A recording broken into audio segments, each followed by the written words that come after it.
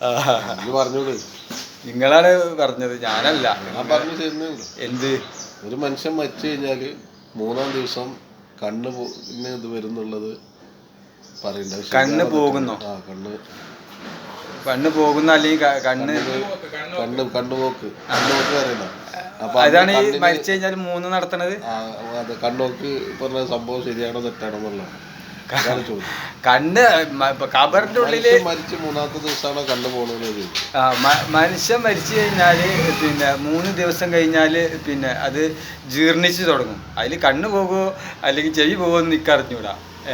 പിന്നെ ഇവിടെ അതിൻ്റെ പേരിൽ ദീനുൽ ഇസ്ലാമിൽ പെടാത്തൊരു ഇത് നടത്തുന്നുണ്ട്. എന്താണെന്നറിയോ?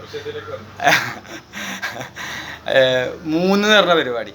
അങ്ങനത്തെ ഒരു പരിപാടി പിന്നെ നബിയുടെ കാലത്തോ സ്വഹാബികളുടെ കാലത്തോ പിന്നെ അതിന് നബിക്ക് മുന്നേ ഈസാ നബി, മൂസാ നബി, ഇബ്രാഹിം നബിയുടെ കാലത്തൊന്നും ഇല്ല. ആ പരിപാടി ഇല്ല. അത് ഇവിടെ ഇത് എല്ലാ ബിദ്അത്ത് പോലെയും ഷിർക്ക് പോലെയും ഇവിടെ പ്രചരിച്ച ഒരു പ്രചരണം മാത്രമാണ് ഈ 3 എന്ന് പറഞ്ഞ പരിപാടി. 3 എന്ന പരിപാടി ഇസ്ലാമിലില്ല.